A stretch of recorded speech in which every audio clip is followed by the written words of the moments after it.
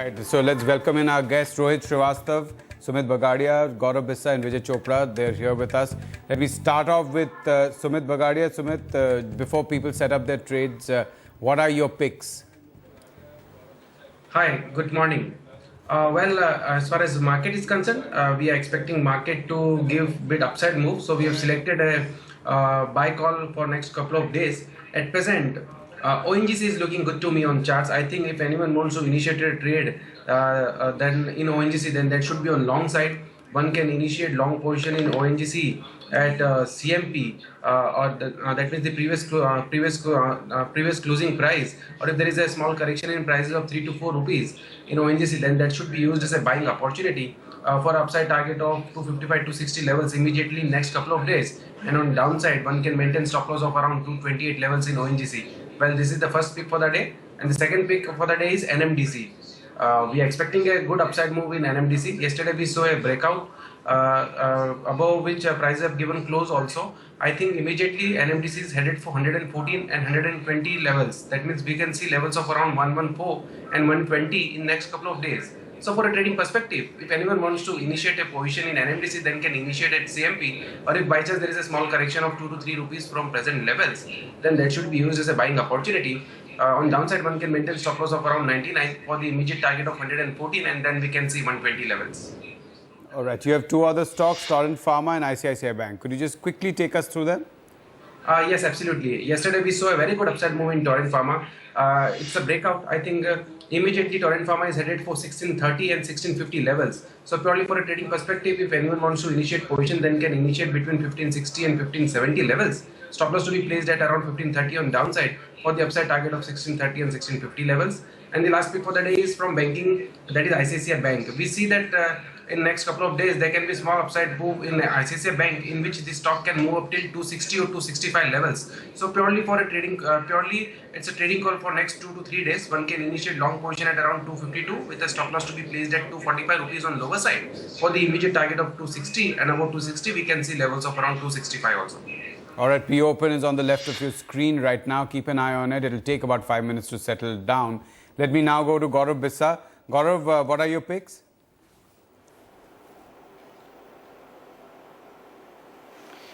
Good morning. I will just tell you a little tad bit about Nifty. I think it's in the range bound mode, and I would not like to be very aggressive, at least for the index is concerned. The range bound mode is still going to continue. 8750, 8800 being the resistance, and 8550 being the support levels on a very immediate basis. And the stock specific is what I think approach should be applied to the markets. So among the picks, first recommendation buy on Canara Bank. We have seen good amount of long positions getting built in last couple of trading sessions. All the PSU basket looking very strong. Can Bank has given a breakout as well. 270 call option yesterday, so good amount of buying. One can keep a stop loss of 259, play for targets of 275 to 80. Secondly, buy on Glenmark. The rationale is that good amount of long yesterday, and after the announcement of results, a good recovery with along with good amount of long positions, almost on the verge of giving a breakout. Have a small stop loss of 865, play for targets of 895, and finally McLeod Russell short covering for fresh longs. Some amount of buying was seen 190 call option as well. One can have a stop loss of 180, play for targets of 195. Right. Let me go to Vijay Chopra. Vijay has a few overlaps as well. Vijay, just take us through the calls that you have.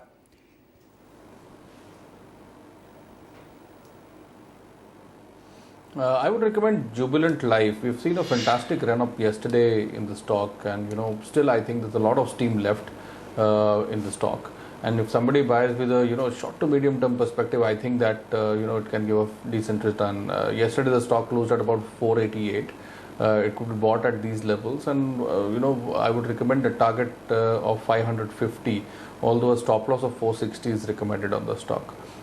And the other stock I would like to recommend is Chennai Petro. We have seen a decent run up in this stock as well. The current market price is 278, and it could be bought for a target of 300, and a stop loss of 260 is recommended on the stock. And you have one more, one third pick, which is overlapping.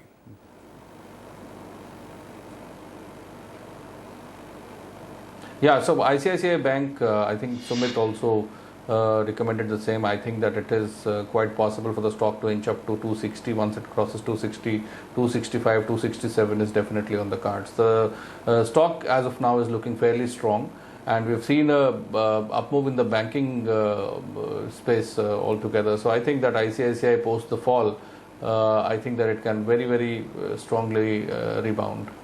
All right, Rohit Srivastava is there with us. Rohit, before I take your call on the Nifty itself and a larger picture, just give us viewers some of the stocks. You're bullish on South Indian Bank. Could you just tell us what your view is on that? Yeah, South Indian Bank is essentially moved up pretty slowly in the banking space, but has very clearly been making higher tops and bottoms. So it's recently dipped and finding support close to around 21, where that's the 40-day average, and it's been consolidating there. So my sense is as long as it holds the 21 mark, chances are that it will attempt one more move to a new high, which could easily give you a 10, 15, 20% kind of move, from here. So we've been looking at, we've added longs to, that particular idea. But in general, we've been, more negative on the public sector banks because they've had a good rally, and my sense is that, they would probably start selling off from here. So this is essentially one contrarian bet in the banking space. You have a sell call on IT stocks as well, right? Are there any specific ones which you think gives the maximum risk reward in terms of shorting them? Well, the weakest IT stocks have been Infosys and Wipro, so they would be front on that lead. I generally don't like the entire pack, so even TCS I would look at when it starts giving you weakness once again. It has had a pretty sharp rally, but essentially retraced most of the losses it had made in the last quarter.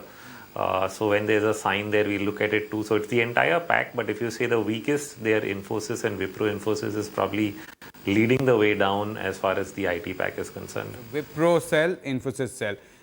Nifty, what's your view on the Nifty right now, Rohit? Well, we are negative. We don't see upside above 8700 or the 8728 high that we made recently. And unless that is surpassed, we'll actually be looking for a potential 200-300 point kind of drop happening in the Nifty at some point of time here in the coming days. And even if you want to be bullish, my sense is that without that kind of a correction, I wouldn't look at the long side on Nifty yet. Simply because we are significantly over positioned on the long side when you look at the market wide position data put out by the NSE on a daily basis. All right, gentlemen, stay with us because Pankaj is going to just take us through some of the other big cues from the market. Pankaj, let's start off with the SBI merger process.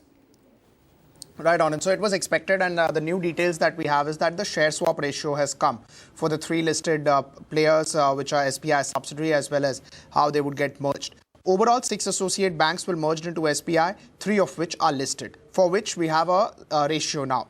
28 SBI shares for every 10 held in State Bank of Bikaner and Jaipur, 22 shares of SBI for every 10 in State Bank of Travancore, as well as State Bank of Mysore. So these are the 4 stocks that will be in focus. First, it will be SBI, and then all these 3 subsidiaries. Just to look at, what's the sort of impact versus the CMP in terms of how they have been valued. So broadly in line, but State Bank of Mysore is something to watch out for. That's where we are seeing a 12% sort of a decline. State Bank of Bikaner and Jaipur 3%, broadly similar. State Bank of Travancore about 6-7% higher, so again similar. But State Bank of Mysore is where we have seen a 12% sort of a number lower. So this is something to watch out for. SBI, this is the pre-open price. It's already indicating a 3% sort of a move.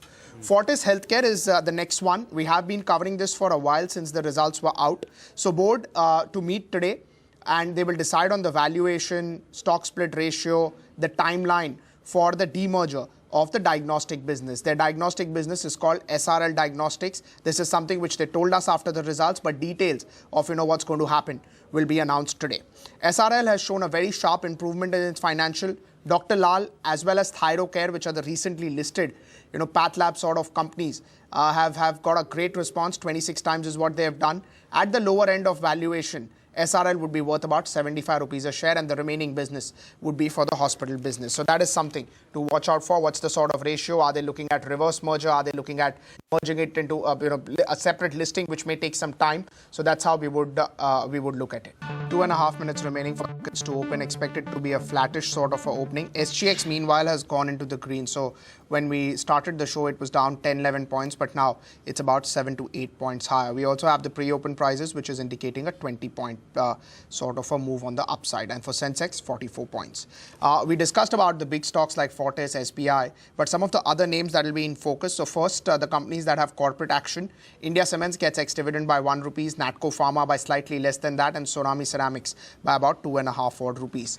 Two companies declared numbers post-market hours. We'll be talking to them. First is Shipping Corporation of India, where PAT was down 72% to 55 crores. Sales was down about 22% to about 825 crores. EBIT also declined, and that was the main reason why the profitability went down. Transport Corporation of India, 602 crores in terms of PAT, in terms of sales number. PAT numbers came in at about 24 odd crores, and margins were up about 70 basis points to about 8.9. It's a company that gets benefited as far as the entire logistics space is concerned, and that's why probably the numbers over there are looking in decent. Hindalco will be in focus. They have completed the refinancing of 1.1 billion bonds at Novelis. Novelis is a subsidiary company of Hindalco. It's already indicating a 1.5% higher move. Novelis in the con call had indicated that they will be looking at a refinancing, but now that it's done, probably markets will take note of it.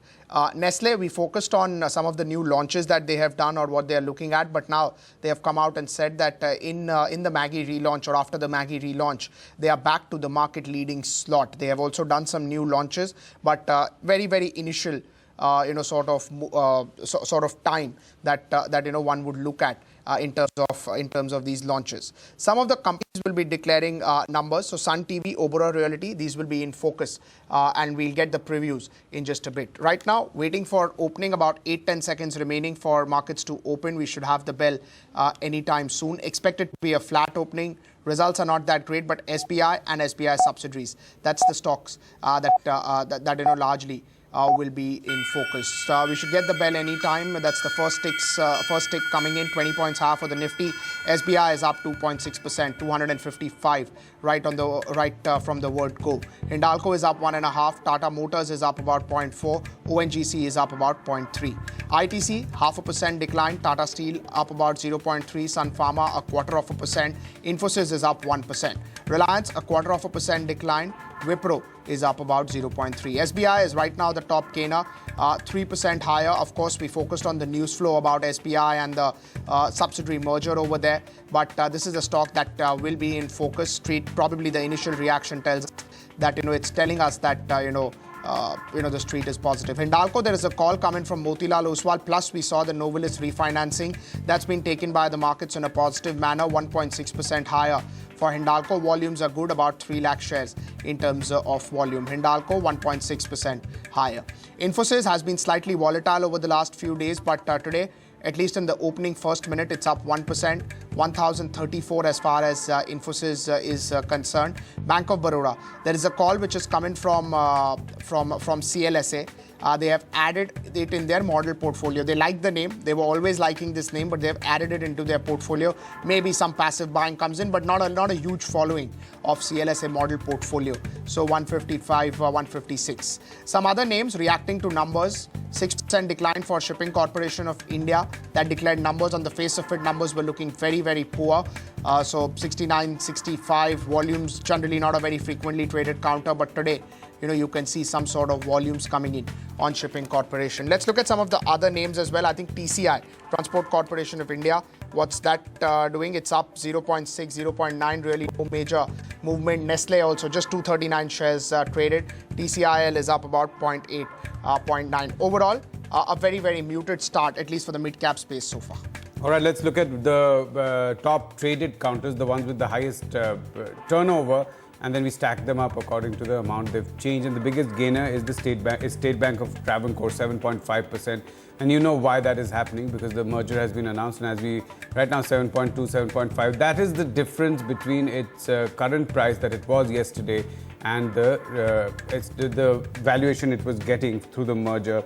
Upper Ganges Sugar, that's 5.1% up. Ugar Sugar, again, showing a big movement, 3.7% up. State Bank of Bikaner and Jaipur, we told you 3.2%. That was the valuation it was getting compared to yesterday's price, and that is exactly the movement we're seeing on State Bank of Bikaner and Jaipur. State Bank of India up 3%. Dilip Bilcon up 2.4%. Hindalco up 1.6%. Novelis has completed its 1.1 million financing, that is refinancing that it's done. India Cements again up today 1.5%. Good numbers came out yesterday compared to what the markets were expecting. PNB up 1.5%. So that's the space. Infosys, as Pankaj mentioned. The biggest losers in terms of high volumes is Castrol, Power Grid, ITC, Housing Development Finance, HDFC, and Reliance Industries. Now, the movement is not too dramatic at the moment. Let me get in our guests on these individual stocks. On SBI, let me start with Rohit. What is your view on SBI? You are negative on all the PSU bank stocks in any case, but effectively, if I look at SBI, and how do you see, is there any way to look at it technically post-merger, since it has no history of the past?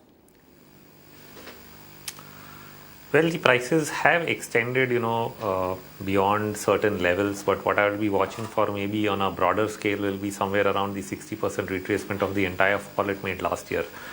Now, why do I say that? I'm not so sure you're going to see a runaway in SBI, essentially because if you just look at how it's done this quarter, it's not really something great. And when you're actually merging it with so many banks which have a lot of losses, maybe you're doing so at valuations which are favorable to SBI. One rally and you've more or less priced that in. So then after that you'll start looking at the numbers again, which are unlikely to really improve so much. So my sense would still be that this is a rally that is pricing in some of the near-term positives, but overall I think the sector as a whole would remain negative. Vijay Chopra, let me get you in on SBI. What do you make of the merger? How does it help valuations? I know it's going to become 5 times bigger than, I think, ICICI Bank, but you can be big, but you could still be having huge NPAs and still be, overvalued.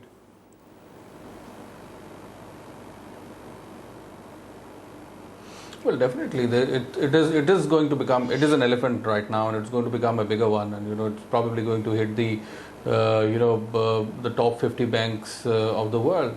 So managing such a big infrastructure, big bank is definitely a challenge. With especially the kind of NPAs these banks have been posting.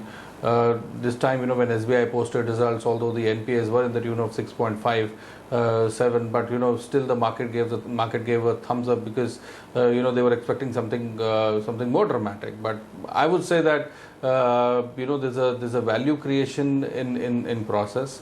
And it would take some time. This would really take about a year or so for actual value to come out. But I think that looking at the reach which SBI is able to create, and the the sheer size of the bank, and the number of customers, and the kind of drives which the government is doing on financial inclusion, I think that it's going to be a great beneficiary over a period of time. And of course, SBI has been working very hard on the technology piece. Now it is trying to upgrade its technology many-fold. And I'm sure that they would be able to bring up a great change, and probably if they're able to manage their NPAs well and the books well, probably we're going to see SBI trading at 350 odd. So I think that it's a great move for the future. Would you buy SBI? It will take time, but I think that there is value creation in store. Well, on dips, yes. So on dips, that's the crucial point. 1 times, less than 1 times FY18 price to book on SBI. Do you believe that book itself? Do you believe, I mean, I know you can price it, but do you believe that the book itself is fine, the way it's being worked out?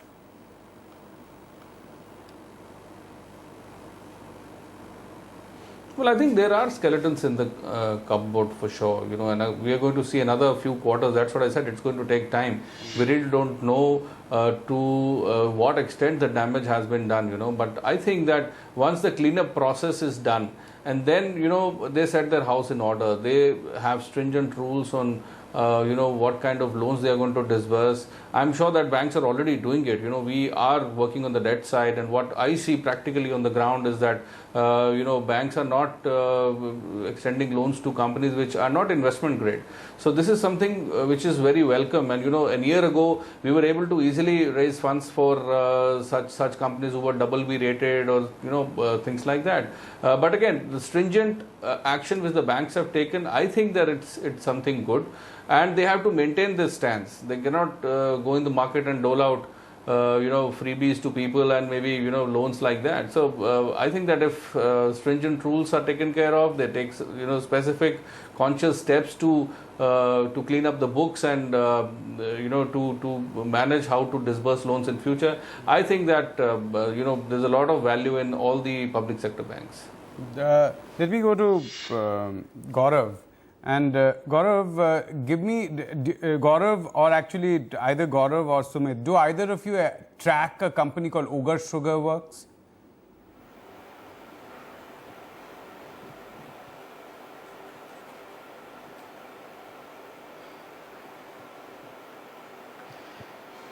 Well, I don't track sugar companies, so I won't be able to comment on them.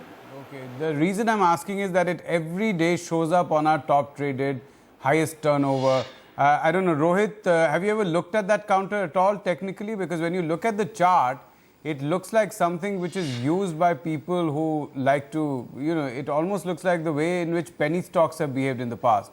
It has these up moves and then it goes through a cycle of hitting its low. There you see 5% up yesterday, but you would see 5% down, hitting its lower circuit for continuous days. And when these kind of stocks show up, it makes me a little worried that these are the stocks we are showing up on the top 50 turnover counters.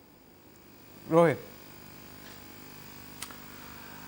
Well, my short note to that would be that, you know, whenever you get these wild moves and you get them so many times in so many stocks, eventually SEBI should be the one that should be looking into it.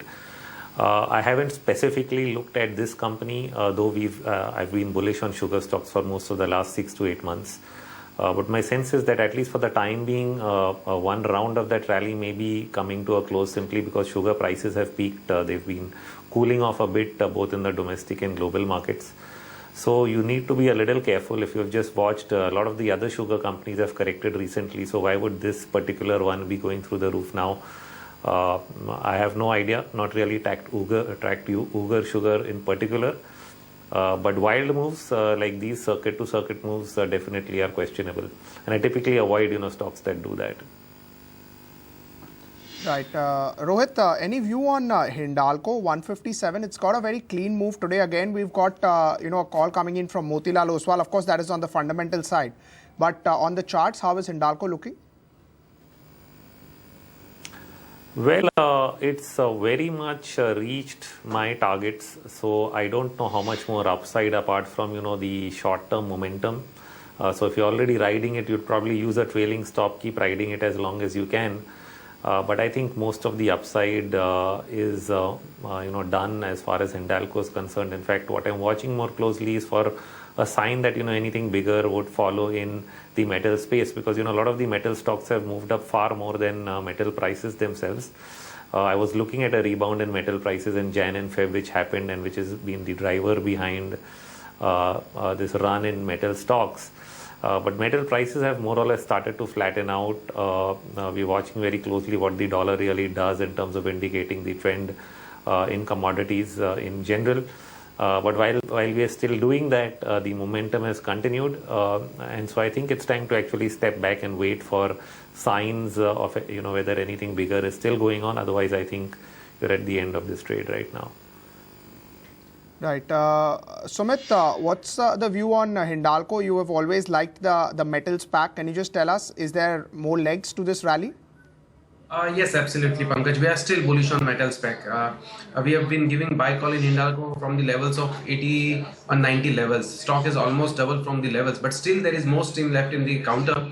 I think immediately in short-term time horizon, in next 2 to 3 months, there is a possibility that still there is a still we can see upside of 10 to 15% from present levels. That means from the levels of 155, 157 in Hindalco, there is a possibility that we might see levels of around 175, 180. I think anyone who has taken positions at lower levels, they can still hold on their positions because the stock is trading at higher levels. So till that time, we don't see any significant correction in the counter. There is no point in moving out of this stock.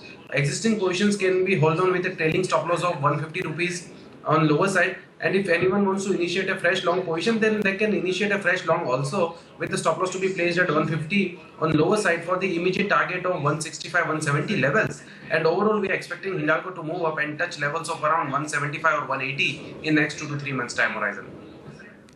Right. Vijay, that was a view coming in on the technical side. Anything has changed fundamentally into names like Hindalco and Tata Steel? Do you expect better profitability or sustained profitability, assuming that prices remain where they are?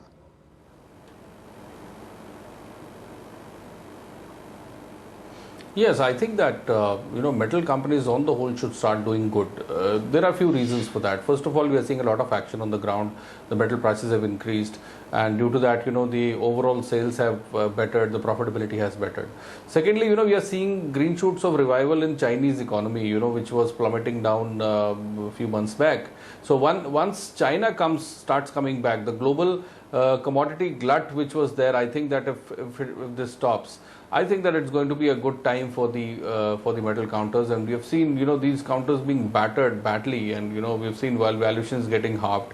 So my take would be the next 6 months to 1 year should be good for the metal companies, especially Hindalco, Tata Steel, Vedanta. These are the top rank companies. I believe that there's a decent 20-25% upside maybe in 6 months to 12 months time in these counters. Gaurav, do you track the rupee at all? And if you do, what is the kind of call you have on the rupee or the dollar?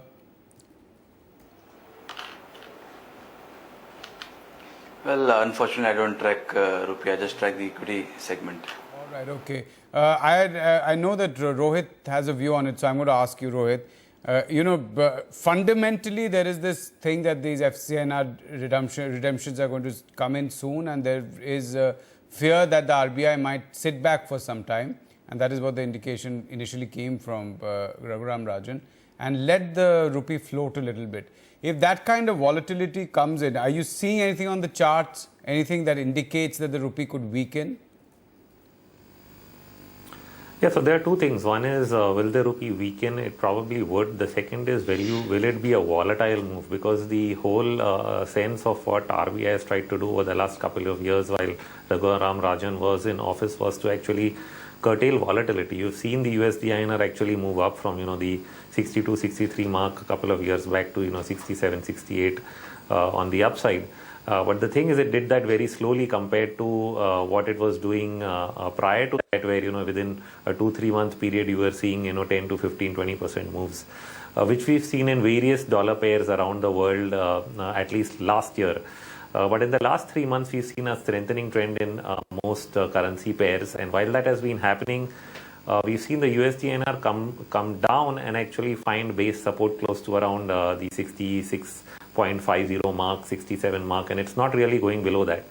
In fact, one key observation that I would highlight, in fact, there are two which are very specific. One is volatility is actually contracted to the lowest level that it has seen in probably several years, maybe in 5 to 8 years of data. You've probably seen this low kind of volatility only once or twice. And the second is that you've seen volumes over the last 2 weeks completely disappear from the day-to-day NSE trading volumes. We're down to around 5 lakh contracts a day from what used to be at least 10 to 15 lakh contracts a day. And this has gone on for a prolonged period of time, because typically you get that for a few days and then, volumes pick up again. But here for more than 2 weeks, you're seeing absolutely no pickup in volume. So it's like the lull, before a storm, but will the up move have volatility? Only then would it have a serious market impact. Otherwise, it's possible that you get this slow and gradual up move, like you've had over the last 2 years, and then its market impact actually gets neutralized to some extent. But the trend, I sense, is likely to be on the upside. On the upside, you're saying that the rupee basically strengthens. Weakens. Weakens, okay. Weakens further. But would a significant weakening change your call on the IT pack? No, there's absolutely no correlation between what the IT pack does and what the USD-INR does. In fact, if you just put it up, most of the time the tech sector has rallied. It's been when the USD-INR is actually strengthening. And the reason for that is that whenever the USD-INR weakens significantly, there are usually outflows happening from equities, and therefore stocks tend to correct. And so the IT pack also tends to correct. That so-thought correlation doesn't exist. The impact of a weaker currency comes in only once the weakening cycle is complete. So once you had a weakening cycle, then definitely it would have some positive rub-off, but not while the weakening is in progress. Okay. All right. Gentlemen, thank you so much. Pleasure talking to you, and thank you for taking out so much time for us.